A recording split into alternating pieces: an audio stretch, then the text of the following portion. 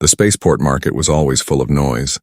Vendors shouted, engines roared, and aliens from dozens of worlds bargained in strange languages. Among the chaos, one human walked slowly, his dark cloak brushing against the dusty floor. His name was Daniel. He was a traveler carrying only a small pack and a heart that had grown heavy with silence. Daniel kept his hood low, trying not to attract attention. Humans were rare here, and some aliens stared whenever one appeared. But today, Daniel's eyes were not on the bright lights or the strange food stalls. His gaze kept moving toward a small figure sitting at the edge of the road. It was a little alien girl. Her skin was pale blue, almost silver, and her big dark eyes glistened with tears. She held a broken wooden toy in her hands, clutching it like it was her only treasure. Around her neck was a thin metal chain with no pendant, only a tag with strange markings. Daniel guessed it was an orphan tag. The girl opened her mouth again and again, trying to speak. Her lips moved, her throat tightened, but no sound came out. She wanted to call out, but only silence answered. Passers-by shook their heads and moved on. Some even laughed cruelly. "She cannot speak," one alien woman whispered to her friend. "Poor thing." Useless child. Daniel stopped walking. His chest tightened as he watched the girl struggle. He knew that look. He had seen it before, long ago on Earth. His little sister had tried to speak like that before the illness took her voice forever. He had promised himself never to forget that pain. And now, on this faraway world, the memory returned like a knife. The girl noticed him. She raised her tiny hand and pointed at her throat. Her lips shaped words he could not hear. Her eyes begged for someone to understand. Daniel's heart pounded. He walked closer, kneeling down so he could meet her gaze. "Hey," he whispered softly, though he knew she could not hear his voice. "Are you alone?" The girl tilted her head. She blinked at him, curious. Then she tried again. Her mouth opened, her face strained, but again no sound came. A tear rolled down her cheek. Daniel felt his own eyes burn. He looked around, hoping someone else might help. But the crowd only grew louder and nobody cared. Everyone avoided her. "Poor mute child," an old alien man said as he passed by. "She will never find a family." Daniel clenched his fists. Something inside him screamed that this was wrong. No child deserved to be silenced forever. The girl tugged at his sleeve. She pointed toward a small alley where a strange merchant stood beside a glowing stall. The merchant's table was covered with crystal jars, each one shining faintly. Daniel frowned. The merchant looked old and dangerous, his skin wrinkled like burned paper, his eyes sharp like knives. Daniel hesitated, but the girl's grip on his sleeve grew stronger. She wanted him to follow. Together they stepped into the alley. The merchant's smile widened as he saw them. His teeth were too long, too sharp. "Ah," the merchant hissed. "A human, and a voiceless child. What a rare sight." Daniel narrowed his eyes. "Who are you?" The merchant leaned closer, lowering his voice so only they could hear. "I am a trader of voices. I can give the girl what she seeks." The power to speak. Daniel froze. The words struck him like thunder.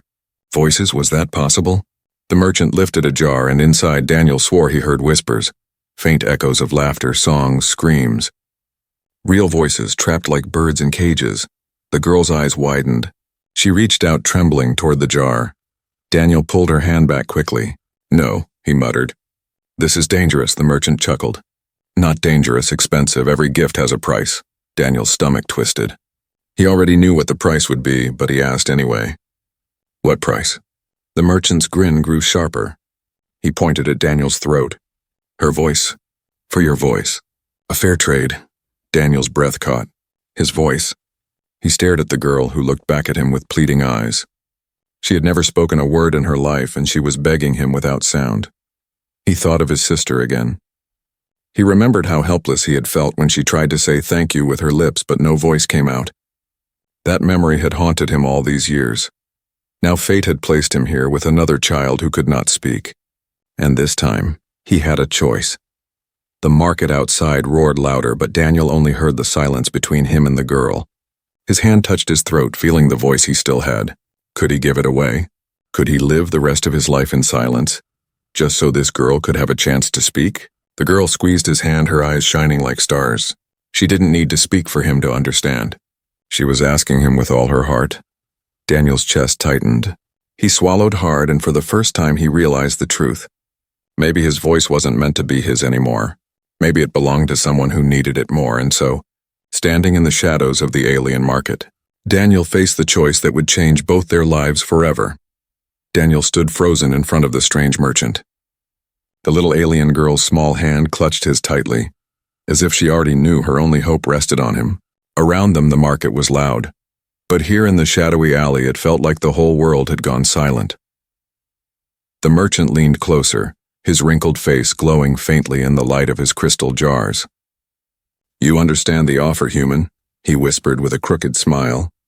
"Give me your voice, and she will have one of her own. Speak no more, and she will finally speak." Daniel's throat felt dry. His voice. Without it, he could never sing, never laugh, never call out in danger. It wasn't just sound, it was part of who he was.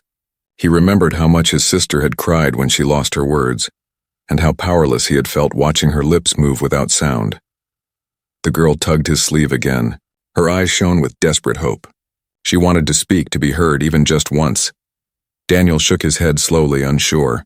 "What happens to me if I give my voice?" he asked carefully.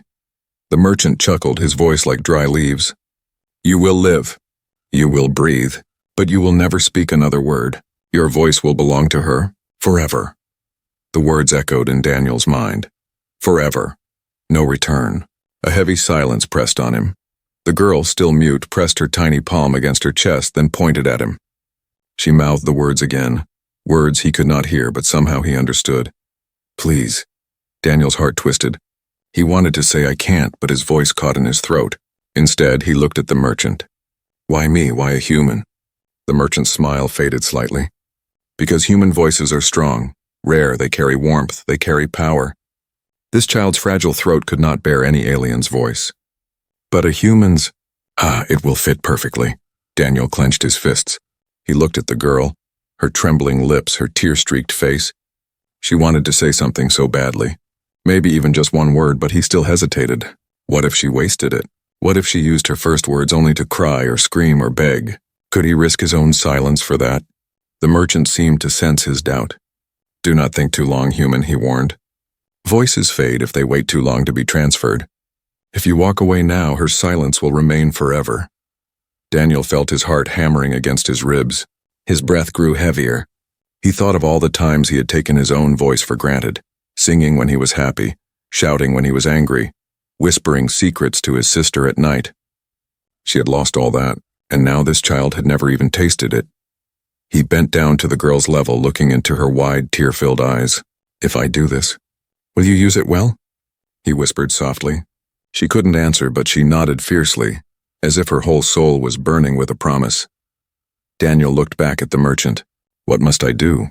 The merchant's grin returned. He pulled out a black crystal jar different from the others. Its surface was dark, but inside faint echoes hummed. "Place your hand here," the merchant instructed, tapping the top of the jar. "Then speak your final words. They will be trapped, and then given to her." Daniel's hand trembled as he reached out. His fingertips brushed the cold surface of the jar. His throat tightened. Final words. What could he possibly say before never speaking again? He thought of Earth, of the night sky filled with stars, of his sister's smile before she faded. And then he looked at the girl who stared at him with so much hope that it nearly broke him. He leaned closer, placing both hands on the jar. His voice shook. "I give this for her," he whispered. "Let her speak." The jar glowed. His chest burned. His throat felt like fire. Words pulled from him, dragged out, stolen by the crystal. His voice cracked, turned hollow, then vanished completely. He gasped, trying to speak again, but nothing came out. His voice was gone. The merchant laughed softly, sealing the jar. "So it is done." He turned to the girl, holding out a smaller jar of glowing light. "And this is for you." The girl hesitated, then placed her small hand on the glowing jar. The light sank into her skin and she staggered, clutching her throat. Her eyes widened. She opened her mouth, and this time a faint sound escaped.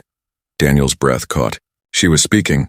Her new voice cracked, fragile and rough but real. Tears streamed down her face as she forced out another word. "You..." Daniel's eyes burned. His lips curved into a smile, though he could not reply. His voice was gone, but the child's first word had been the very thing he longed to hear all his life. But before he could feel relief, A deep shout echoed from the end of the alley. Several armored alien guards marched forward, their glowing staffs raised. The merchant's smile faltered. "Ah," he hissed. "The voice wardens!" The girl froze, her new voice trembling. Daniel turned quickly, his heart pounding. The guards pointed their staffs at him. "Human, what have you done? Voice trade is forbidden for your kind." The merchant stepped back, vanishing into the shadows. The crystal jars flickered, then disappeared with him, leaving Daniel and the girl alone under the harsh eyes of the guards. The girl clutched Daniel's hand, her lips trembling. For the first time she had a voice, but now that gift might also bring danger. Daniel tried to shout, to explain, but no sound left his mouth. He was truly voiceless now, and the only one who could defend him was the little alien girl. The guards marched closer, their heavy boots striking the ground like thunder. The crowd in the marketplace turned their heads, whispers spreading quickly. A forbidden voice trade had taken place, and everyone wanted to see what would happen next. Daniel stood in the center of the alley, silent and helpless. His throat felt empty, like something vital had been stolen forever. He tried to call out, to explain, but no sound came. His voice was gone. Beside him, the little alien girl trembled. Her new voice was still fragile, but she clung to his sleeve, refusing to let go. For the first time in her life, she had spoken. She had said thank you, and it had been real.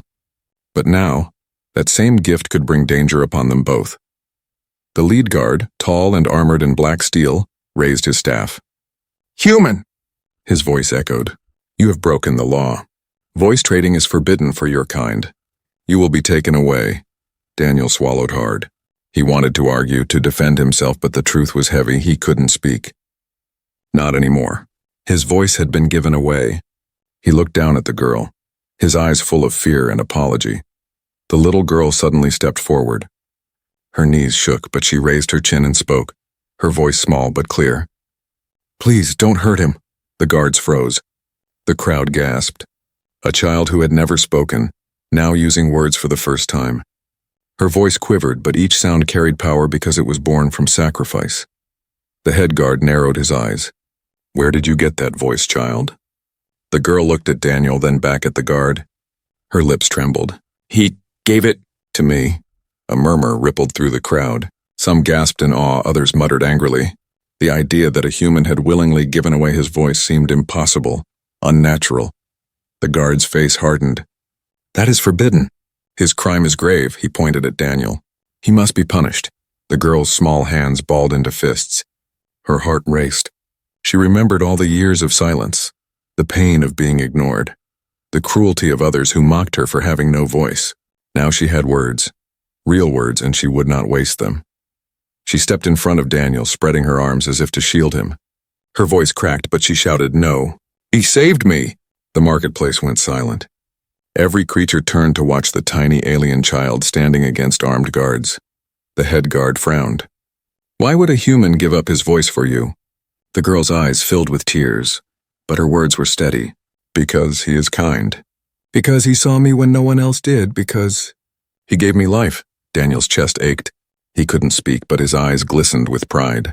The girl was finding strength in the very gift he had given her. The guards hesitated. For the first time, doubt flickered in their eyes. But then one of them snarled. "Kindness does not erase the law. The penalty is clear." The girl trembled. She looked back at Daniel, who gave her a weak smile, as if telling her to stay strong. And in that moment she understood. His sacrifice wasn't only about giving her a voice. It was about giving her the chance to fight for both of them. She turned back to the guards, her small voice ringing out in the tense silence. "If you punish him, then punish me too, because his voice is mine now, and I will never give it back." Gasps spread through the crowd. The words of a child had shaken the air like thunder. Even the guards faltered.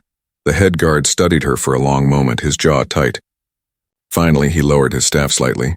"This is not for us to decide," he said coldly. "The council will hear of this. The human will be taken before them." Two guards stepped forward, grabbing Daniel by the arms. He struggled, but without his voice, he could not even protest. The girl cried out, "No, don't take him. He didn't do anything wrong." Her words cracked like glass, but they carried more power than she realized. The crowd began to murmur again. Some shouted in anger, "Let them go." Others hissed in disapproval, The law is the law! Daniel glanced back at the girl as the guards dragged him away. His lips formed silent words, but she understood. Be strong! She ran after him, her small feet slapping the ground, her voice breaking. I will not let them hurt you. I will speak for you. And in that moment, the girl made a promise in her heart. She would use every word she had, every sound she could form, to protect the man who had given her this gift. As the guards led them both toward the looming towers of the city's council hall, the crowd parted. Whispers followed them, about the forbidden trade, about the human sacrifice, about the miracle of a child's first word. Daniel could not speak, but deep inside, he felt a strange peace. His choice had been painful, but now, as he watched the girl walk beside him with her chin lifted high, he knew it had been worth it. For the first time in his life, his silence had meaning, and for the first time in hers, her voice had power. The great council chamber loomed like a mountain of stone and iron. Its high ceiling disappeared into shadows, and the walls were lined with glowing orbs that pulsed like beating hearts. At the center stood a wide platform, surrounded by rows of alien counselors in long robes of crimson and black. Their faces were stern, their eyes sharp, their voices heavy with authority. Daniel stood at the center of that platform, his hands bound. The guards had dragged him there without mercy. He tried to speak, to defend himself, but when he opened his mouth, nothing came. Only silence. His voice was gone forever. The little alien girl stood at his side. Her small body looked fragile under the cold light, but her chin was lifted. She held his sleeve tightly as though drawing courage from his presence. For the first time in her life, she had a voice, and she was determined to use it. One of the counselors, an elder with silver skin and eyes like fire, struck the floor with a staff. The sound echoed through the chamber. Human, the elder declared. You are accused of committing a forbidden act. You gave your voice to a child against our laws. Do you admit this crime? Daniel lifted his head, his eyes calm. He wanted to answer, but no sound came. His lips moved silently. The crowd in the chamber shifted uneasily. The elder sneered. See, he cannot even deny it. His silence is proof enough. The girl suddenly stepped forward. Her knees shook, but her new voice rang out, trembling yet clear. He cannot answer, because he gave his voice to me. The chamber went silent. Every counselor turned toward the child. Whispers rippled through the crowd of spectators. The elder frowned. Child, you were born voiceless, were you not? The girl nodded. Her hands trembled, but she forced her voice to rise. Yes, I could never speak. Everyone ignored me. They laughed at me. They called me broken, but he saw me. She pointed at Daniel, her eyes filling with tears. He gave me this gift. Not for power, not for money, only so I could say the words I never could. The elder narrowed his eyes. And what words did you speak first? The girl swallowed, her tiny voice cracking as she answered. I said, thank you. Gasps filled the chamber. The counselors exchanged uneasy glances. Even the guards hesitated, their eyes softening. The elder slammed his staff again. Sentiment does not change law. The human has broken our most sacred rule. No alien voice may be given to a human, and no human voice may be given away. The girl's chest rose and fell quickly, but she did not back down. Then your law is cruel. He saved me. He gave me life. How can kindness be a crime? The counselor's eyes flashed with anger. Because kindness has limits. If we allow one to trade voices, soon all will abuse it. The law protects balance. The girl turned to the council, her small fist clenched. Balance? What balance? I had nothing. I had no sound, no words. Do you call that balance? He gave me the chance to speak, to be heard. That is not imbalance, that is hope. The chamber erupted in murmurs. Some spectators nodded, moved by the child's words. Others shook their heads, clinging to the law. Daniel's eyes glistened. He could not speak, but his heart swelled with pride. The little girl was using the very gift he had given her to fight for them both. Another counselor, an old woman with emerald skin, leaned forward. Her voice was softer. Child, do you understand what he has lost? His voice is gone forever. He will never speak again. The girl's lips trembled. She looked at Daniel, then back at the counselor. Yes, I know. And that is why I will use my voice for him. Every word I speak will be his too. I will never waste it. I promise. Her words echoed in the silent chamber. Daniel closed his eyes and a tear slipped down his cheek. The counselors whispered among themselves. Some looked troubled. Others looked stern. Finally, the silver-skinned elder raised his staff once more. The law remains. The human's crime cannot be ignored, but the council must decide his fate. The girl's small body shook, but she stepped closer to Daniel, holding his hand tightly. She lifted her voice. Again, louder this time. If you punish him, then punish me too. His voice is mine now. If he is guilty, then so am I. The chamber erupted again, shouts, gasps, disbelief. Never before had a child spoken so boldly to the council. The elder raised his staff, but before he could speak, another voice cut through the noise. It was the emerald-skinned woman. Perhaps, she said slowly, the law has blinded us. This child's first word was gratitude. This human's act was not selfish, but selfless. Maybe this is not a crime, but a lesson. The chamber fell silent again. The silver-skinned elder's eyes burned with conflict.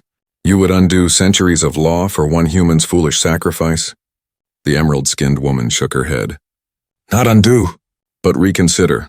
Perhaps laws must bend when mercy and kindness are greater than fear. The little girl's voice trembled as she spoke one more time. Please, don't take him away.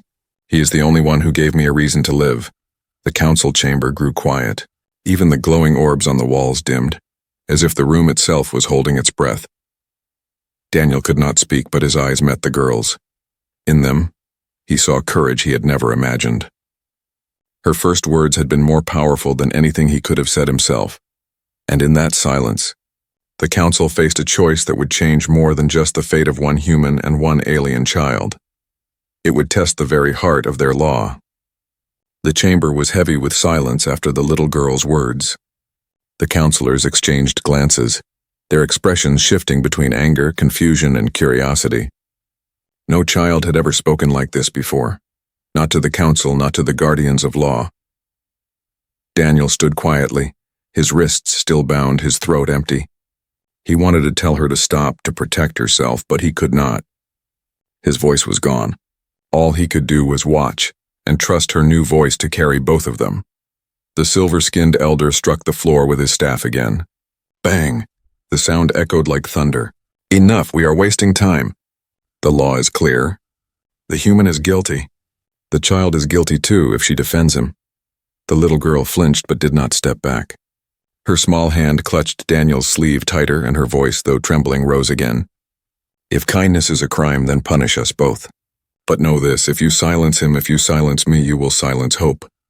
Gasps spread through the chamber. Some counselors leaned forward, their eyes softening. Others scowled, their jaws tight. The emerald-skinned woman counselor spoke gently, her voice calm. Perhaps we should listen. This child speaks with new life. Her first word was gratitude. Her second was courage. Does that not mean something? The silver-skinned elder's eyes blazed. It means nothing. Laws keep our world safe. Without them, chaos would spread. Voice trading is dangerous. It leads to corruption, power struggles, and destruction. Have you forgotten the old wars? A heavy murmur swept through the chamber at the mention of the old wars. Stories of entire planets ruined because voices had been stolen and traded like weapons. The girl looked up at the elder, her small voice breaking through the noise. I don't want power. I don't want war. I only wanted to speak. He gave me that. Why is that wrong? The elder sneered. Because humans cannot be trusted. They are selfish, ambitious, reckless. He pointed a sharp finger at Daniel. He is no savior. He is a danger. Daniel's fists clenched. His chest ached with the words he wanted to shout, but silence filled his mouth. His eyes burned with frustration. He wanted to defend himself, to tell them he had given his voice only to save the girl. But all he had were his eyes, and they shone with truth. The girl stepped closer to the counselors, her little voice echoing across the chamber. You are wrong. He is not selfish. He gave up the most precious thing he had. For me, how many of you would do that? The chamber stilled. No one answered. Her words hung in the air, fragile yet powerful. The silence that followed was heavier than the elder's staff striking the floor. But then one of the other counselors, a tall figure with bronze skin, spoke firmly. Whether his intentions were pure or not, the law is unbending. If we allow this, it will set a dangerous example. Others will follow, and soon voice trade will spread again. We cannot risk it. The emerald-skinned woman frowned. But what if the example is not danger but mercy? What if this act shows others that kindness is stronger than fear? The council split into argument. Voices rose, sharp and bitter. Some demanded punishment, others begged for mercy. The chamber shook with conflict. The girl covered her ears, overwhelmed by the noise. For years she had longed to hear voices, but now the flood of sound was like a storm. She turned to Daniel, tears in her eyes. "They don't understand," she whispered. Daniel leaned closer, his eyes steady, full of silent strength. His lips moved slowly, silently. "Be strong." The girl wiped her tears. She turned back to the council, lifting her chin. Her voice cracked, but she forced it louder. "If you punish him, then punish me first. Take me away, lock me up, do whatever you want, but don't hurt him. He gave me life. Without him, I am nothing." The chamber erupted again. Some shouted in anger, others in awe. The councilors' faces were stormy, uncertain. The silver-skinned elder raised his staff again, shouting over the noise. "Enough! This human will face judgment tomorrow at dawn. Until then, he will be imprisoned. No," the girl cried. She rushed forward, but guards seized her by the arms. She kicked and struggled, her small voice breaking. "Don't take him. Please don't take him away." Daniel's heart broke as he watched. He tried to move, but strong hands dragged him toward the prison gates of the council hall. His eyes locked with hers one last time. He gave her a small nod, silent but clear. "Don't give up." The girl screamed, her voice echoing through the vast chamber. It was filled with pain, but also with fire. It was a sound that shook every heart present. As the guards dragged Daniel away, the counselors sat in heavy silence. They had heard her voice. They had seen her courage, but the question remained. Would they listen? The prison beneath the council hall was dark and cold. The walls were carved from ancient stone, damp with dripping water.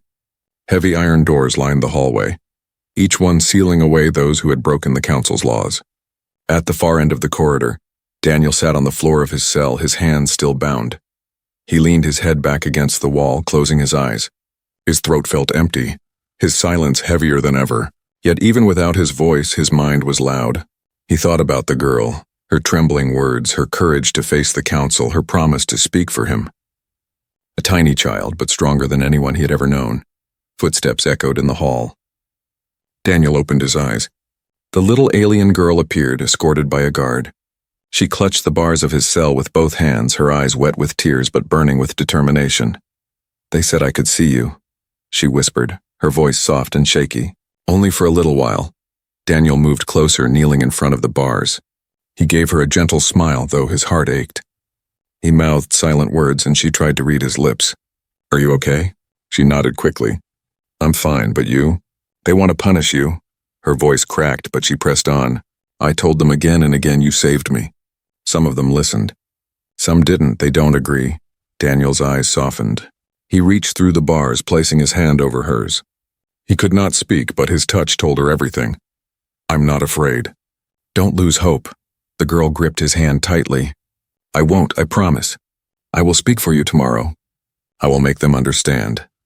For a moment, silence stretched between them, but it wasn't empty. It was filled with something new, connection. His silence, her voice, bound together like two halves of one soul. The guard cleared his throat. "Time's up, child." The girl shook her head. "No, please! Just one more minute." The guard sighed, then turned away, giving them a little more time. The girl leaned closer to the bars. Her voice trembled, but she spoke from her heart. "I used to hate being different. I thought I was useless because I had no voice. But now I see. It wasn't my fault. And it wasn't fair. You gave me something no one else would. You gave me a chance. I will never waste it." Daniel's eyes filled with tears. He wanted so badly to tell her how proud he was, how much strength she had already shown, but silence held his tongue. So instead he pressed his palm against the bars and she pressed hers against his. Their hands didn't meet fully, but the warmth passed through. It was then she whispered something new, something she had never dared to say before. "You're like family to me." Daniel's chest tightened. He remembered his sister again, remembered how she had looked at him with the same eyes before the sickness took her away. Now this little alien girl was giving him back something he thought he had lost forever. The feeling of being needed, of being loved. The guard stepped forward again. "Time is up." The girl's eyes hardened. She looked at Daniel and spoke firmly, though her voice still shook. "Tomorrow, when they judge you, I will not let them hurt you. I will use every word I have. I will use your voice because it belongs to both of us now." The guard pulled her away gently. She struggled, her small hand reaching out through the bars until Daniel's fingers slipped away. He watched as she was led back up the stairs, her figure growing smaller until the darkness swallowed her. When she was gone, Daniel sat back against the wall, his chest aching. He closed his eyes, but this time there was no despair. Instead, there was peace. He had given up his voice, yes, but in return he had gained something far greater. A bond, a connection. His silence no longer felt empty. Because somewhere above him in the council's vast chambers, his voice still lived. Not in his own throat, but in the fragile, determined voice of a little girl who carried it with pride. The night passed slowly. Torches flickered on the walls, shadows dancing across the floor. Daniel drifted between sleep and waking, but in every moment he felt the girl's presence, her courage echoing in his heart. At dawn, the guards came. The iron door creaked open and chains clinked as they bound his wrists again. "Time for judgment," one of them said coldly. Daniel stood tall. His body was tired, his voice gone, but his spirit was steady, because he knew, when they stood before the council again, he would not be alone. The girl would be there. His silence. Her voice. Together. The morning sun rose slowly over the alien city, casting golden light across the tall spires of the council hall.